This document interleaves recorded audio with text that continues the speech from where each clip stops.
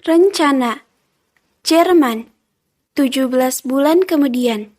Di depan sebuah kamar hotel, terlihat dua gadis cantik berdiri berdampingan menatap keadaan sekeliling dengan wajah terpukau akan bangunan hotel. Apa benar ini tempatnya? Tanya gadis bertubuh mungil, berambut hitam panjang terurai yang sedang menjinjing kotak make up. Dia adalah Alana yang telah bekerja sebagai asisten seorang make up artis di Jerman. Ya, menurut informasinya di sini. Jawab gadis bertubuh tinggi, berambut pirang bernama Giselle. Wah, pelanggan kita orang kaya. Alana berdecak kagum. Giselle menarik kedua sudut bibirnya, kemudian mulai mengetuk pintu kamar. Setelah beberapa saat, pintu kamar terbuka. Terlihat perempuan cantik, bertubuh tinggi, ramping bak model berdiri di ambang pintu, menatap mereka, memasang wajah datar, tak menunjukkan keramahan. Dengan Nona Laura? Sapa Giselle lebih dulu setelah seulas senyum lembut. Saya Giselle dan ini asisten saya Alana. Kami perias yang Anda minta untuk datang. Jelas Giselle memperkenalkan diri. Sejenak, perempuan ini menatap dengan tatapan menilai dua gadis di hadapannya. Kemudian tak lama, masuklah. Titah perempuan bernama Laura ini bergeser dari ambang pintu mempersilahkan dua gadis ini masuk. Alana melangkah sembari menatap keadaan kamar, terlihat begitu mewah dan berkelas. Laura melangkah lebih dulu menuju sebuah meja hias, mendudukkan tubuhnya, menyilangkan kaki, terlihat keanggunan berbalut keangkuhan. Giselle dan Alana pun melangkah mendekat. Aku dengar kalian sangat andal dalam merias. Ucap Laura sembari menatap pantulan wajah cantiknya di cermin. Iya Nona, teman saya ini sangat hebat. Puji Alana dengan bangga, meletakkan kotak make up di meja bersiap melakukan tugas. Nona, katakan saja ingin dihias seperti apa. Soft, glamour, gotik, Anda tinggal katakan. Saya akan membuat aura kecantikan Anda semakin terpancar hingga Anda menjadi yang paling cantik. Timpal Giselle bermulut manis di depan kliennya. Aku tidak ingin di make up seperti itu. Aku tidak ingin menjadi sangat cantik. Sambarnya, perempuan itu membuat Giselle dan Alana bungkam.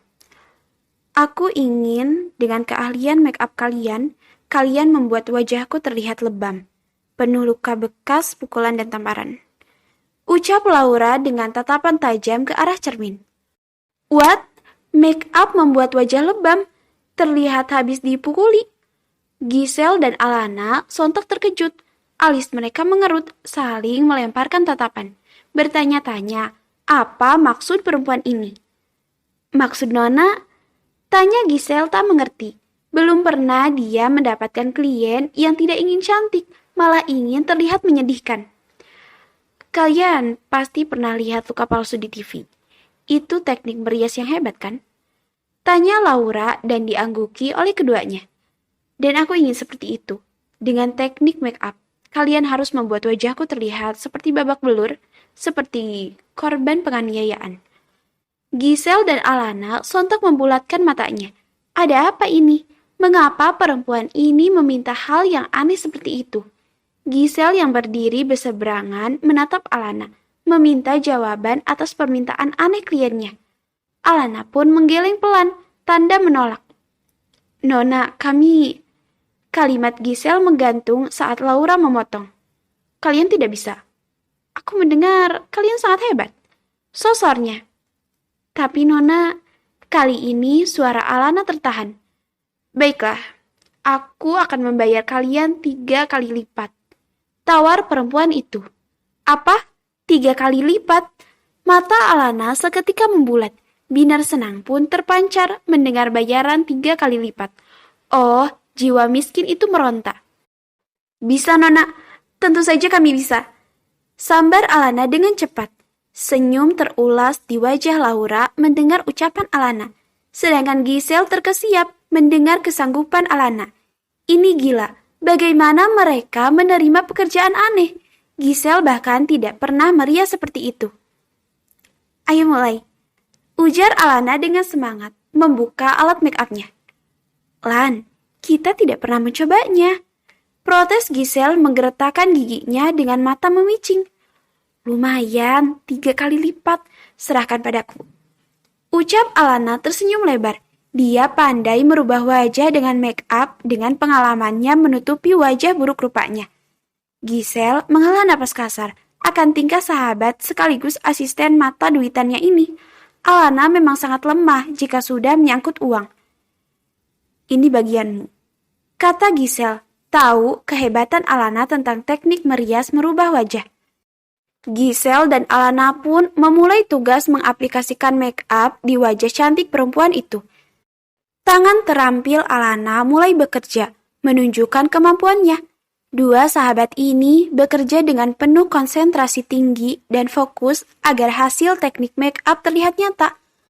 Membuat titik luka memar di wajah Laura, khususnya di ujung bibir dan di bagian daerah mata. Setelah beberapa saat, wajah cantik itu telah berubah menjadi terlihat menyedihkan dengan luka lebam dan beberapa tetes rembesan darah. Giselle dan Alana kompak menarik napas lega setelah sentuhan kuas terakhir. Pekerjaan mereka telah selesai. Sudah, Nona, ucap Giselle. Laura pun menatap pantulan wajahnya di cermin kaca. Senyum seringai terpulas dari bibirnya. Kalian sangat hebat. Luka ini terlihat sangat nyata. Puji Laura memegang ujung bibirnya yang terlihat kebiruan dengan noda merah darah kering. Mata yang lebam dan merah di pipiku ini seperti luka bekas tamparan berkali-kali. Laura menatap takjub mahal karya dua sahabat ini. Kalian memang hebat. Aku sangat puas dengan hasil kerja kalian. Terima kasih, Nona. Balas Alana. Tangan Laura lalu terulur merogoh tas yang berada di meja, mengeluarkan banyak lembar uang pecahan euro. Ini untuk kalian. Laura menyodorkan uang pada Giselle.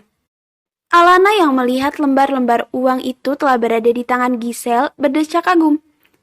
Terima kasih, Nona. Ucap Giselle kini tersenyum puas. Laura hanya mengangguk. Dret, dret. Suara getar ponsel terdengar. Perhatian mereka pun terpusat ke arah laci nakas. Kalian boleh pergi dari tempat ini. Ucap Laura lalu melangkah, meninggalkan dua gadis itu, menuju nakas untuk menjawab panggilan teleponnya. Melihat Laura berbalik, dua sahabat ini saling tatap, setelahnya tersenyum puas dengan apa yang mereka dapatkan. 3 kali lipat. Gumam Alana tanpa suara mengangkat 3 jarinya ke arah Giselle. Dengan semangat, mereka kemudian mulai membereskan alat make up yang ada di meja rias, bergegas untuk pergi meninggalkan Laura yang sedang menjawab panggilan telepon. Halo ya. Sejauh ini semua telah berjalan dengan lancar. Semua penjaga telah dikelabui. Dia berada terkurung di kamar sebelah dengan pengaruh obat yang telah dimasukkan ke dalam minumannya. Aku tinggal menjalankan rencana kita selanjutnya. Ucap Laura pada orang di balik sambungan telepon dengan senyum devil. Giselle dan Alana yang masih berada di kamar itu membereskan alat make up, menatap heran mendengar ucapan perempuan itu. Kembali, dua sahabat saling tatap tak mengerti. Sisanya bagianmu, menjadikan ini skandal besar. Buat mereka percaya jika dia telah menodaiku dengan paksa. Giselle dan Alana kompak tercengang mendengar ucapan Laura. Ternyata tujuan perempuan itu meminta di make up seperti orang teraniaya hanya untuk menjebak seorang lelaki. Dengan begitu, aku bisa membuat dia bertekuk lutut dan menikahiku. Dalam sekejap, aku akan menjadi Nyonya Walter. What? Menikah?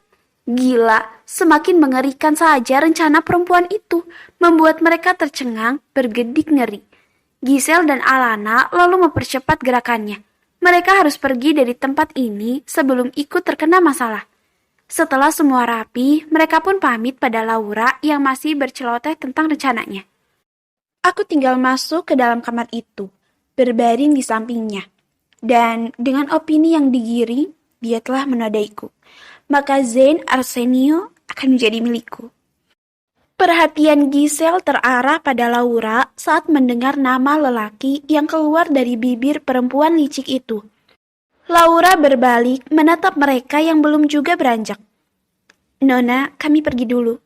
Pamit Giselle berucap pelan dan dibalas anggukan oleh Laura. Giselle dan Alana pun melangkah keluar ruang kamar. Dua gadis ini menarik napas panjang setelah berada di luar. Gila, Sel. Perempuan itu akan menggunakan hasil make up kita untuk menjebak seorang lelaki. Dia akan mengaku teraniaya dan dipaksa. Decak Alana mengoceh kesal. Seketika ada perasaan menyesal di dalam hatinya. Andai Alana tahu mahakaryanya untuk kejahatan, dia tidak akan mau melakukan hal itu, walau berapapun nominalnya. Dia perempuan mengerikan, menjijikkan, melakukan cara licik untuk mendapatkan seorang lelaki. Balas Giselle tak kalah kesalnya. Kasihan sekali lelaki itu. Pasti hidupnya akan terasa berada di neraka karena menikahi perempuan licik seperti Laura. Tutur Alana menyayangkan. Iya, kau benar sekali. Sayang sekali, pemuda tampan dan kaya seperti dia akan menikah dengan nenek sihir. Oceh Giselle. Alana menatap perempuan yang melangkah beriringan di sampingnya. Tampan dan kaya. Kau tahu, Sel? Tanya Alana mengerutkan alisnya. Tentu saja aku tahu lelaki yang akan dijebak itu. Dia tadi menyebut namanya. Jawabnya menggebu. Dia adalah lelaki idaman seluruh wanita di negeri ini. Dia Zain Arsenio Walter, sangat tampan dan kaya. 2 tahun ini, dia terus diperbincangkan karena menjadi penerus kerajaan bisnis keluarga Walter. Jelas Giselle berbinar bangga. Setelahnya, wajah cantik itu berubah sendu. Ya, akan ada patah hati masal deh kalau dia nikah. Nada Giselle kecewa saat kembali mengingat pemuda itu akan menikah. Kau tahu dari mana tentang dia? Tanya Alana polos. Giselle memutar bola mata malas, berdecak gemas melihat ilmu pengetahuan Alana. Makanya Lan, jangan gosip dari Indonesia aja yang kau pantengin, apalagi drama warisan si Dodi. Kau harusnya sekali-kali nonton berita di negeri ini. Cibir Giselle. Mendengar itu, Alana mencebikkan bibirnya. Ya, Alana memang tidak tahu tentang berita di negeri ini. Ia hanya fokus pada tujuannya mengumpulkan uang yang banyak. Perusahaan Walter adalah tempat ayahku bekerja. Hidup kami dari perusahaan itu. Jelas Giselle. Benarkah? Ayahmu yang kaya itu bekerja di sana. Bagaimana pemiliknya? Decak kagum terdengar dari Alana. Keluarga Walter memang hebat. Tapi, sudah jangan bahas itu. Giselle bergerayut manja di lengan Alana. Pikirkan saja aku yang patah hati karena Zain tampan itu akan menikah. Kurang lagi koleksi pemuda tampan dari daftarku. Katanya tak bersemangat. Alana menghela nafas jengah. Sahabatnya ini sangat centil jika menyangkut pemuda tampan. Giselle, kau berlebihan. Kau tidak tahu dia sangat tampan. Bela Giselle tak terima. Memangnya setampan apa? Kau bilang yang paling tampan itu idolamu, Arion Miroslav. Alana membalas dengan cibiran. Tentu saja, Zain tidak kalah tampannya. Mereka kan sepupu. Langkah Giselle terhenti sejenak. Tunggu sebentar, aku akan memperlihatkanmu fotonya. Sepupu Arion itu juga sangat tampan. Giselle lalu merogoh tas lempangnya, mengeluarkan ponselnya. Kau punya fotonya? Alana menatap Giselle yang telah menggeser-geser layar gadget. Kau lupa, semua gambar lelaki tampan di Jerman aku punya. Apalagi dia termasuk salah satu bos ayahku. Alana menggelengkan kepala. Sahabatnya ini benar-benar total dalam mengagumi pemuda tampan. Dasar genit. Nah, ini dia. Giselle lalu memperhatikan layarnya pada Alana. Lihat, tampan kan? Manik mata Alana mengamati pemuda yang terlihat sangat tampan dan gagah berjas berwarna putih. Benar tampan. Namun, ia merasa ada yang ganjil dengan wajah itu. Ada perasaan tak asing dengan wajah yang ada di layar ponsel. Alana pun meraih ponsel dari tangan Giselle untuk mempertajam penglihatannya. Dia tak asing dengan wajah ini. Dia seperti sangat mengenalnya. Deg. Tubuh Alana seketika bergetar hebat. Jantungnya berdecak kencang. "Ini yang kau bilang, Zain?" tanya Alana memastikan. "Iya, bagaimana? Kau juga kagum dengan ketampanan Zain kan?" Cibir Gisel saat Alana menatap serius gambar yang ada di ponselnya. "Kau tidak salah kan, Sel?" Suara Alana sedikit meninggi. "Tentu saja tidak."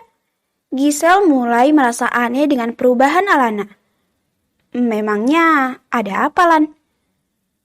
"Kavino." Suara Alana bergetar lirih. Dia mengenal wajah pemuda yang ada di layar ponsel itu. Jantung Alana seketika memacu cepat. Dia, Kavino. Astaga, masa depan pemuda itu akan hancur di tangan perempuan licik seperti Laura. Apa yang harus dia lakukan?